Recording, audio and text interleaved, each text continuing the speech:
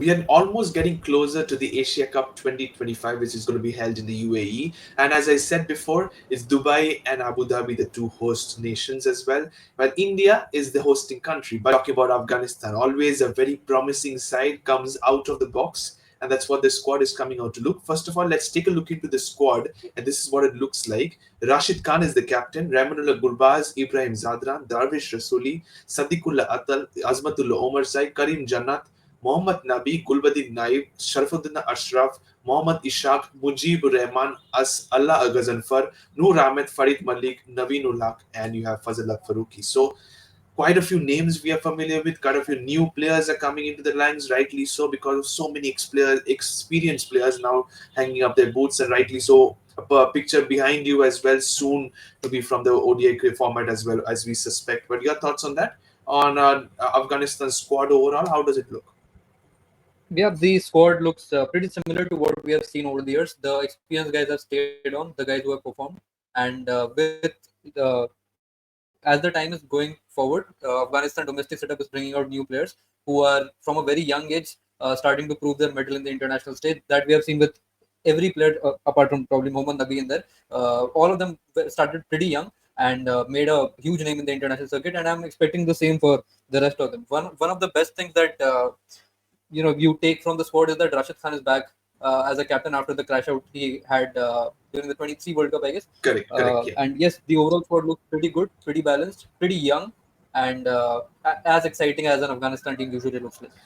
And they should be familiar with the conditions as well. They played a lot of cricket out there in UAE. But Deepu, as Utsav has mentioned about Rashid Khan, I'll straight away come to the captain himself. His form has dipped lately, at least in the last 12 months, be it with the ball, especially with the ball and also with the bat. He's not known as the prime fielder, but still he's a really good fast fielder. What is going wrong with Rashid Khan, the bowler? Are the batters now being able to pick him more? Yeah, I think, see, obviously, one or someday or the other, that mystery had to come to an end, and maybe the batters might just have got to read him a bit. Yeah, we saw the IPL. He was, going for runs. Maybe, most of his figures ran none for 40, or or picking a wicket odd, and still conceding 40 odd runs. So yeah, obviously, but the batter started to know his mysteries. But I think he made a great comeback in one of the 100 games, as I believe. So yeah, obviously, a lot of responsibilities on Rashid, the captain, given that he'll be the linchpin, and obviously playing in Dubai, the wickets will be spinning from the get go. So yeah, a lot depends on how Rashid, plays in the tournament, and that's the reason that Afghanistan might just make the Super Fours and possibly the final two. Understandable. So you're saying about Afghanistan having bundles of spinners, and that's where I Yeah. see the squad Utsav. Allah Ghazanfar, very, very promising. If you ask me about who's the most threatening bowler in this Afghanistan side, without a doubt, I'll say Noor Ahmed. He's fabulous, I must say. You have the experience of Mohammad Nabi. Add to it, you have Rashid Khan as well, and then you have more options as well. Now with the form of all rounders they have gone for, Sharafuddin Ashraf is also there. I'm not sure whether he will get game time or not. Very not much experience, but has the ranks in the domestic cricket. Your thoughts about these four names we have mentioned: Allah Ghazanfar, Noor Ahmed, Mohammad Nabi, and Rashid Khan? Well, the best thing about the Afghanistan side is that they got a prodigy early on, which is Rashid Khan, and then he became a pioneer for the spin attack that they have managed to produce. Mujibur Rahman was the first guy who came up after Rashid Khan. He also played from a very young age, gathered a lot of experience, motivated, inspired a lot of guys, and then came Noor Ahmed. At this such a young age, he has been a star performer in the IPL. He has been a star performer for Afghanistan. He has been performing in all the leagues around the world, and he has all the experience he needs at such a young age. And the future for him is very Yeah. scary if you are talking from an opposition standpoint. Noor Ahmed is one of the guys who is going to star in the near future, and Allah Ghazanfar is the guy next in line. He also is gathering experience around the globe, playing cricket Yeah. around the T20 leagues, and he's proving his mettle all over the world. So the spin attack, Absolutely. I think, it started with Rashid Khan, and then it has trickled down to all of these younger guys. And And the as we're future seeing our just looks younger guys, we all of us have missed out on a name who's also in the squad. That is Mujibur Rahman. Has the likes of Allah Ghazanfar and Noor Ahmed surpassed him? Yep, I think Mujibur Rahman is certainly a person who goes under the radar. He was a very big part of their World Cup run as well, Correct. which was pretty fantastic. Just one game, and even in that match, Mujib was pretty good. But apart from the catches that he dropped, which took them out of the World Cup, Mujibur Rahman is a part of the squad. Allah Ghazanfar is a part of the squad. Rashid Khan, Mohammad Nabi, the spin attack is fantastic. And what we have seen over the years in T20 is in this time of the year in UAE, they might just have an advantage if they, just if the tosses fall in their favor, True, true, and true. you never know what happens. Yeah, absolutely, and it's a T20 game, and the format is a T20, and dew comes into play. We've seen in the last World Cup that it was held in the stadium as well. But Deepu, coming to you, when you said that it was going to also going to be on the slower side, likes of Fazal Faruqi, Naveen Ulap, their cutters alongside Azmatullah Omar Zai. I think that's very very valuable. Yeah, it's pretty much valuable. Faruqi has been in great form. Naveen possibly might just be a little bit of a weaker link, to be honest. But they also have the opportunity of using Farid Ahmed Malik, who can bowl Yeah. really well up at the top. So yeah, I think the pace bowling is also covered. Azmatullah Omazai also, can chip in with in the middle overs, whereas they have also got Kareem Jannat, who can equally bowl those cutters.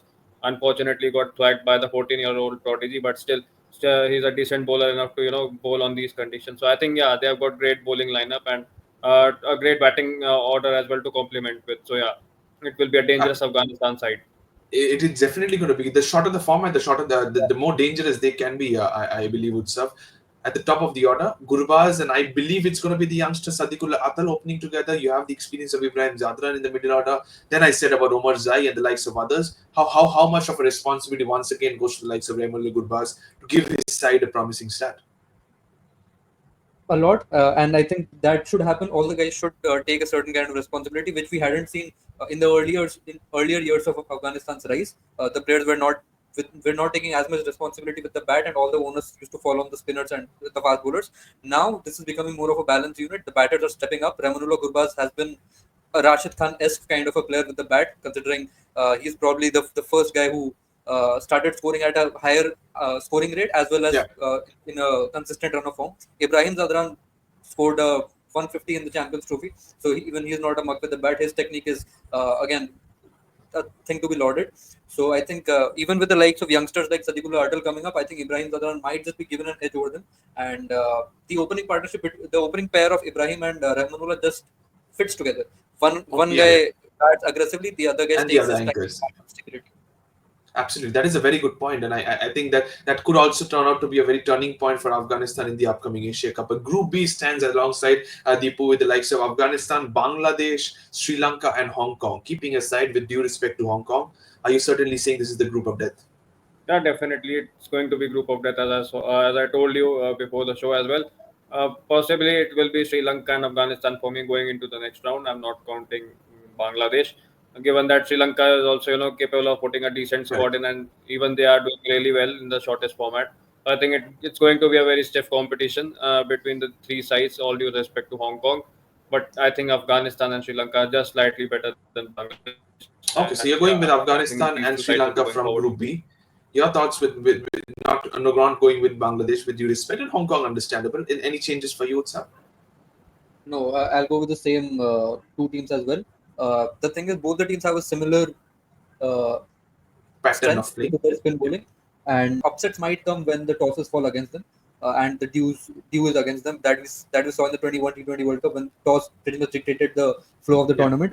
If something like that doesn't happen, then we are expecting a pretty much one-sided group where Bangladesh might not be able to stand up against Sri Lanka and Afghanistan. The thing with Bangladesh is that the youngsters are stepping up. Yeah. Nahid Rana, Tanzim But the Shakir, Rishabh, experienced ones are not.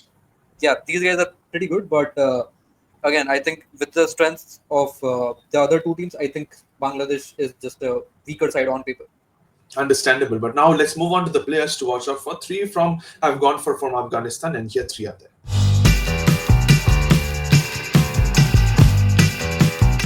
I've gone for Raymond Gurbaz, Rashid Khan, and Noor Ahmed Deepu. These are my three players. I think a lot of responsibilities. It was touch and go between Noor Ahmed and Mohammad Nabi. I think Noor's four overs can be the turning point more than Rashid. Any different opinions from your end? Maybe I'll just change the batter. I think, given that the how the nature is going to be there at Dubai and also at Abu Dhabi, I think it's the role of Ibrahim Zadan might just come in a lot more handy, given that the slow nature Okay. will come into the play at some time or the other. So I think yeah, I'll just echo out Gurbaz at the moment. Unfortunate for him, but yeah, it will be Ibrahim Zadan and the two spinners Rashid and Mohammad Nabi. Yeah, these three will be my key players for this season. Okay, so you're taking a swapping a batter with the batter. Well, what's your thought, Utsaf? Yeah. Even I'll make a change, and that is I have learned one thing from the last Champions Trophy is that you are not taking Azmatullah Omarzai out of the players to watch out for. He has impressed me to another level, and yes, he is going to be someone who I am going to look out for. Other than Okay. that, yes, Rashid Khan, Noor Ahmed is one of the guys, and Allah Ghaznfar, if he gets an opportunity, which he most certainly will, even he is someone to look out for. Okay, so you're going for Azmatul Omarzai, without a doubt, a prodigy of a player, up the ranks as well in terms of one of the all-rounders at the moment in world cricket as well. Thoughts on the predicted playing 11, and this is what I've gone for. Let's take a look into that.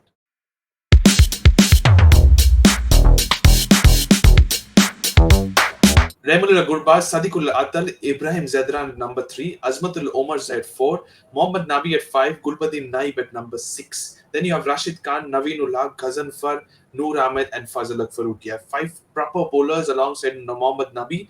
Deepu, first of all, any changes? No changes at all. I was looking for a room for Mujibur Rahman, but the squad looks very well enough, very well Correct. balanced enough that there is no point of changing it. And this squad is not only lethal enough to pass the group stage, but play the finals as well. And I won't Wow. be surprised even if they end up winning up the tournament as well. So yeah, it's that good enough squad, and it can take down any opposition on their given day. So yeah, Definitely, it I can think take down an it's a opposition. The squad brilliant looks squad. good. The bowling attack looks sorted itself, but don't you think the batting department is a little bit thin and a little bit weak? Yes, it is, and again, that the question that you asked me again comes back the responsibility that the batters have been taking. The Afghanistan batting has been short for a very long time, forever.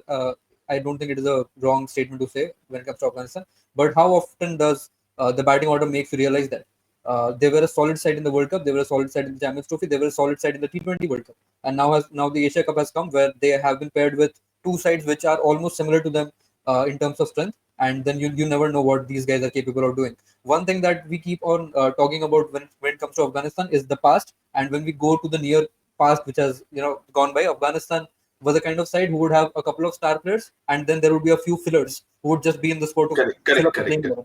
Now they have a solid playing 11, and they have options in the bench to replace. So it is a fantastic step moving forward, and I see Afghanistan in the top four, top five sides in the near future.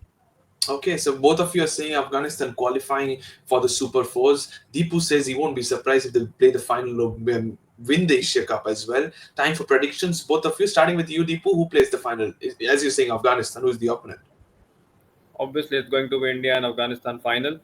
Yeah, I mean, I'm excited for this one, given that two good teams will be contesting the final, and I think these two sides have the best squads among all the squads that have been released. So yeah, I think I'm expecting an India Afghanistan final. India Afghanistan final, according to Deepu. What's some of your thoughts? My thoughts are a bit different. Even if Afghanistan is the top of the table, then that means that they might be facing a stronger team like India in the semifinals. So I am not considering Afghanistan to reach the finals, maybe go to the semifinals and then exit. And one team that you cannot discount in an Asia Cup is Sri Lanka.